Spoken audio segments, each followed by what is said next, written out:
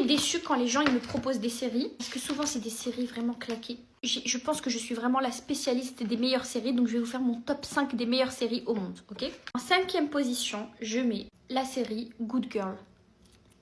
Good Girl, vous allez trop aimer. C'est l'histoire de 3 femmes qui font un braquage parce qu'elles n'ont pas les moyens. À la base, c'était pas ça le plan.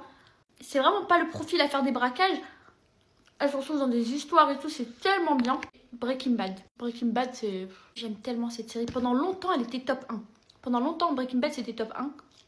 J'arrivais pas à trouver une série meilleure que ça. Et enfin, il y a la meilleure série du monde entier. Et je sais pas pourquoi, j'en entends jamais parler. Cette série, elle a jamais fait boom, alors que c'est une série de dingue. C'est la série Bates Motel. Bates Motel, ça a surpassé Breaking Bad. Hein. Bates Motel, c'est waouh. Je comprends pas pourquoi cette série, elle a pas fait de bruit. Pourquoi? Après, rien à voir, c'est pas du tout le même registre.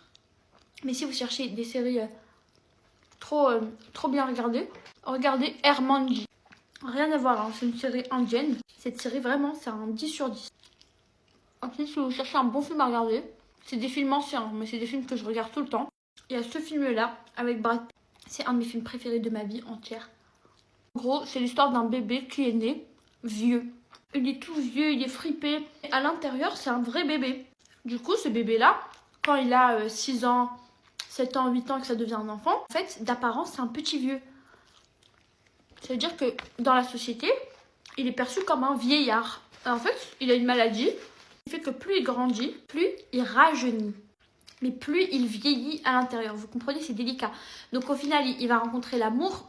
Et c'est compliqué parce que sa femme, elle vieillit. Et lui, plus il va grandir, plus physiquement, il va être un bébé. Donc elle pourra pas. Comment vous voulez qu'elle fasse? Elle sera vieille, elle aura 60 ans. Et son mari, ce sera un petit enfant de 5 ans. De qui il faudra qu'elle s'occupe. Sachant qu'à l'intérieur, il est vieux. Bref, c'est complexe, mais très bien réalisé. Genre... le film il est vraiment pas compliqué à comprendre, là c'est vraiment comment je vais expliquer. Mais quand vous le regardez, vous comprenez tellement tout. Ensuite, je vous conseille American History X. Mais bon, c'est un vieux film, hein. Mais il est trop bien. J'aime bien aussi que justice soit faite. J'ai plein de films et de séries à vous conseiller, mais il faut que je m'organise mieux.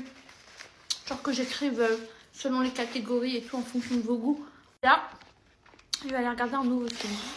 Et je vais me régaler parce qu'il me reste encore des sushis. Et il me reste encore des onigiri. Trop contente.